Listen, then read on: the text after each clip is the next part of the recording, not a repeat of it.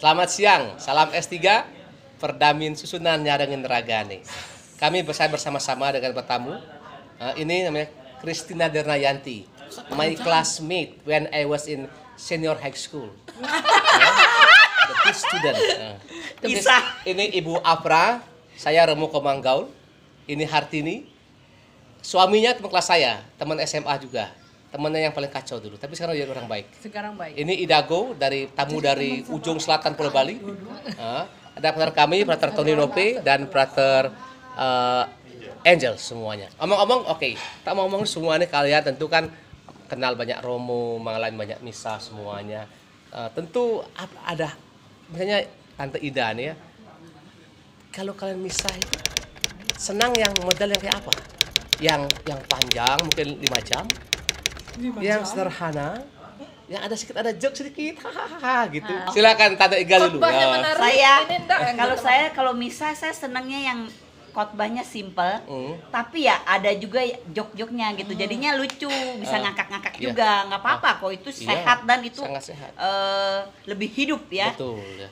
Terus saya juga maksudnya nggak suka ya orang kalau ke gereja tidur juga saya kesel.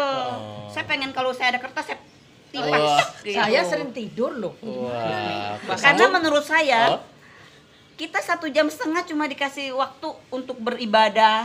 Itu harus benar-benar persiapkan hati, siapkan fisik, sehat, mata juga harus melek, jangan di gereja begini. Waduh, itu memberikan waktu sisa kepada betul Tuhan ya. Itu tidak boleh. Luar binasa, benar. Saya setuju sekali ya. Tentu ini tantangan juga bagi saya pribadi ya.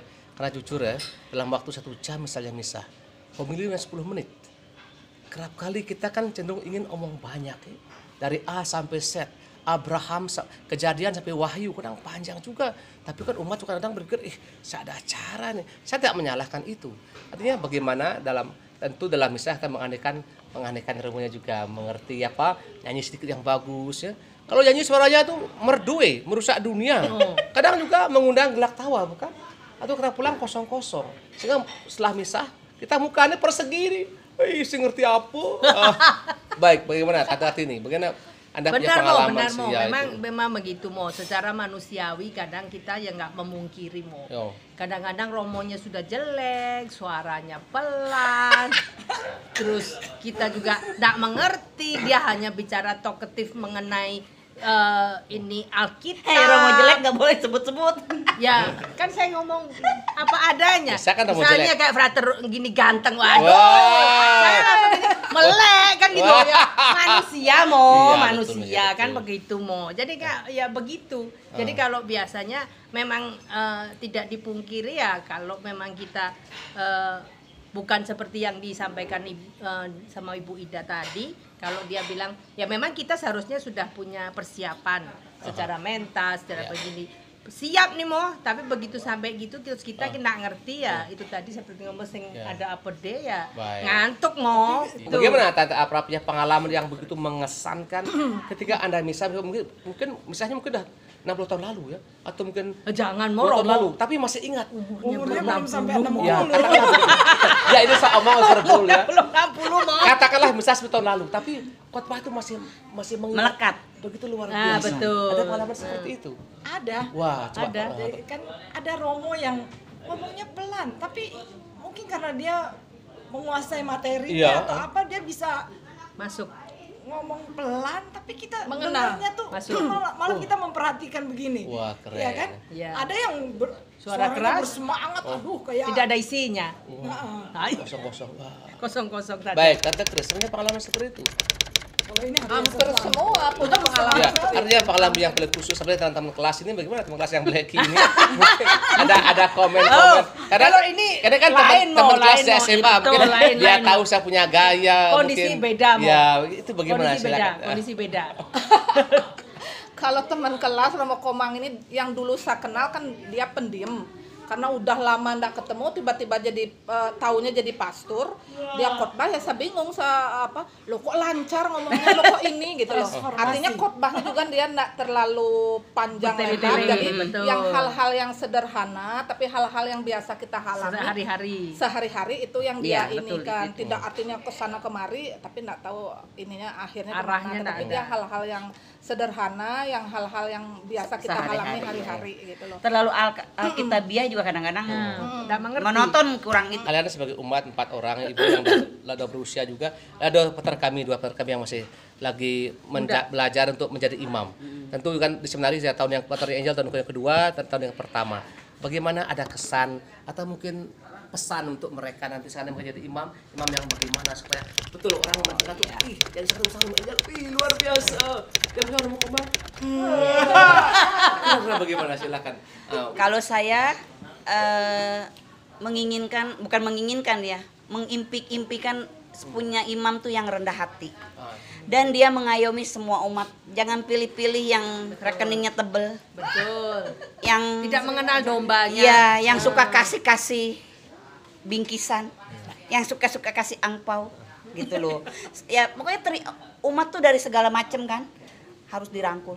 Dari yang A sampai Z harus dirangkul. Jangan lihat-lihat status.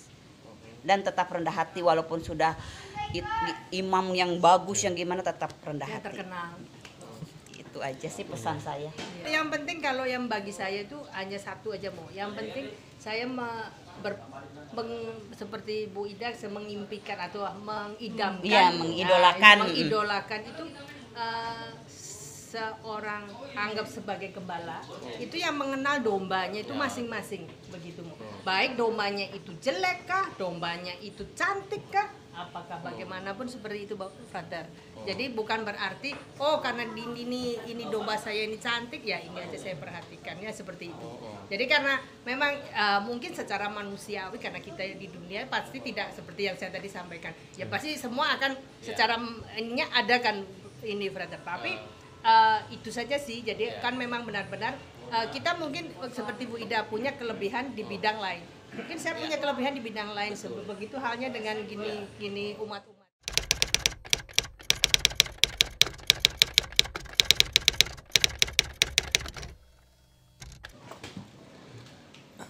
Kalau saya sih waktu dulu saya kan juga di seminari Tuka. Lalu selama saya menjadi siswa seminari, saya hidup di asrama.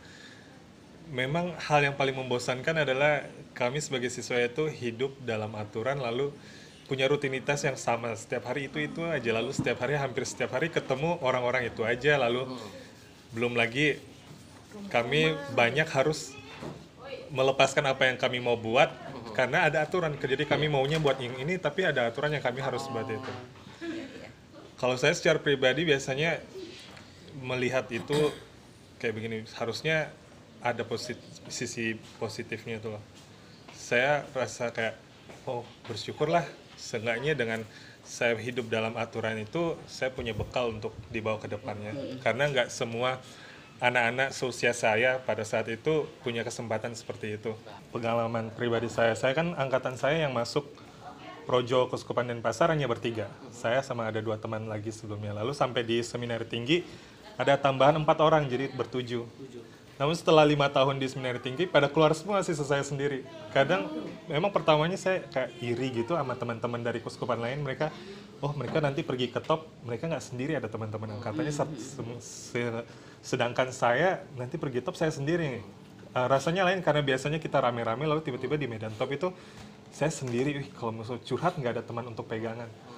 Tapi memang awalnya itu melemahkan saya, namun akhirnya saya sampai pada refleksi di mana panggilan itu bukan tergantung dari orang lain, tapi bergerak dari dalam diri saya sendiri, sehingga kesadaran akan hal itu yang bikin saya kuat lalu maju terus. Oke, kalau dari saya berpikirnya ketika saya ingin melanjutkan ke seminari tinggi itu, saya merasa bahwa banyak teman-teman juga yang nggak mau lanjut, dan saya berpikir jarang panggilan ini untuk di dewasa ini yang mau jadi imam gitu. Apalagi saya juga berpikir, saya kali itu sudah berefleksi lama, saya kira berpikir kalau romo-romo kami ini udah tua nih siapa yang gantiin? Siapa yang akan ganti kalau bukan kami? Betul. Jadi kalau misalkan kami saya dan teman-teman lain di seminari tinggi kalau merasa bosan, itu kami kembali lagi ke motivasi utama. Kami ingin berkarya di kuskupan atau di biara kami masing-masing, tapi juga mengingat bahwa imam itu sudah sangat kurang dan romo-romo kami yang pendahulu juga butuh pengganti gitu. Jadi kami juga regenerasi dari itu yang menguatkan kami terus-menerus dalam refleksi kami di Seminari Tinggi maupun pada saat kami sekarang praktek pastoral seperti itu. Baik, frater berdua. Tentu ada banyak style ya. Nanti kalau frater nanti memberikan homili kepada, misalnya sekarang coba homili kepada 4 orang ini. Apa yang tersampaikan berdua? Misalnya ya kira-kira. Oh, ini teman-teman Romo yang luar biasa. Oh. Yang kurang ajar. Kalau saya karena studi di Seminari Tinggi kan pasti tentang khotbah juga. Belajar tentang bagaimana cara khotbah kan kita belajarnya hanya sekedar teori kalau di bangku kuliah ataupun di Seminari Tinggi. Namun ketika saya udah sampai di tempat praktek tuh saya baru mengalami bagaimana sebenarnya harus khotbah di depan umat. Dan juga saya diberikan kesempatan misalkan hari Minggu sebelum corona ini diberikan kesempatan untuk memimpin khotbah atau memberikan khotbah terus dalam ibadat. Itu memperkaya saya supaya saya juga maksudnya dari Alkitab seimbang dengan kenyataan hidup sekian. Jadi harus dua-duanya seimbang, itu yang lebih saya kedepankan sih.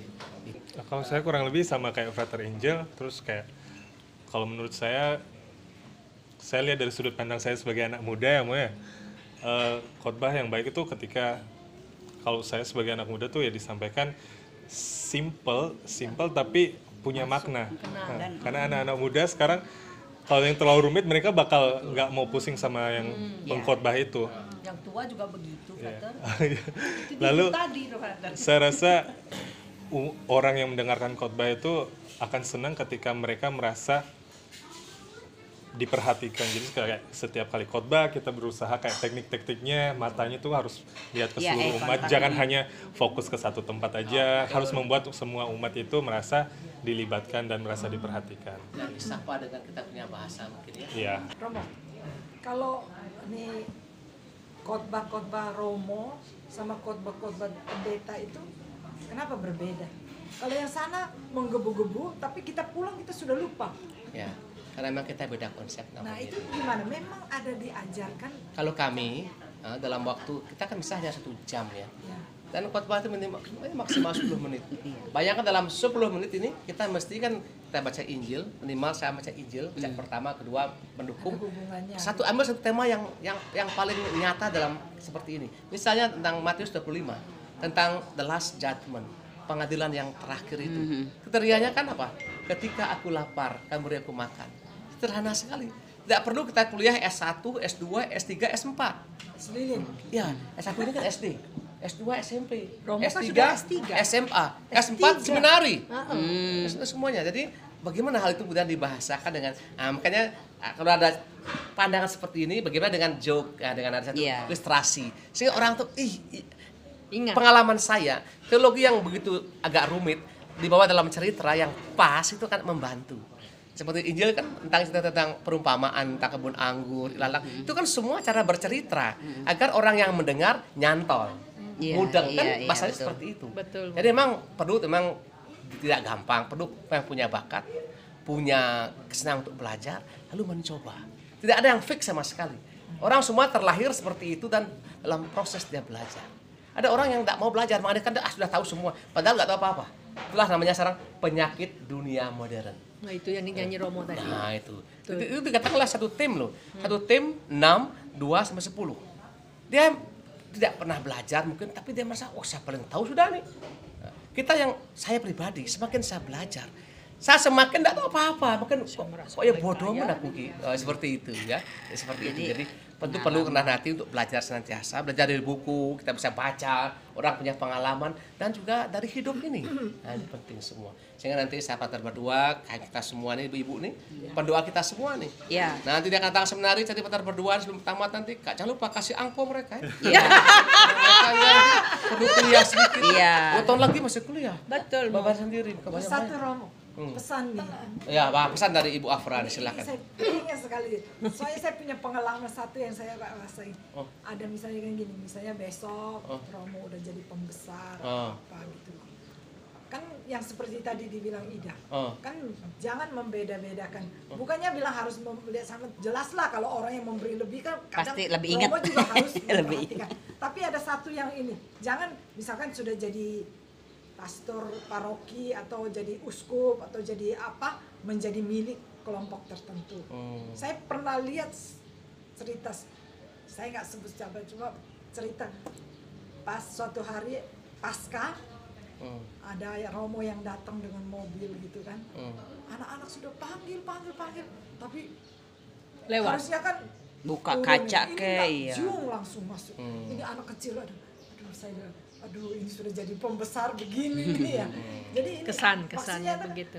Maksudnya tuh matanya sudah tidak lihat di bawah lagi, yang di atas saja gitu loh. Sepatu itu sandung kan. Nah, itu mau Dia bahaya sudah itu. mobil Romo terus Cung Itu gitu. baru mobil, belum pesawat ya. Iya. Bahaya. Belum jet. kita sudah panggil dada. Pokoknya Balas harus dada jadi pastor gini yang kayak merakyat apa, kayak Itu Jokowi.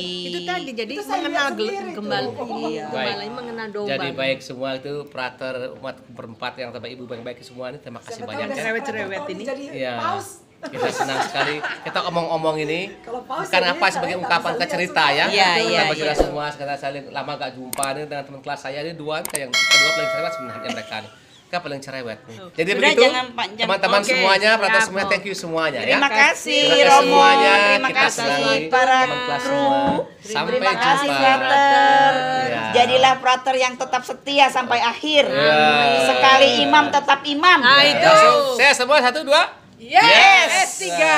S3. S3. Senyum, senyum, Senyum, senang. senang. Ah.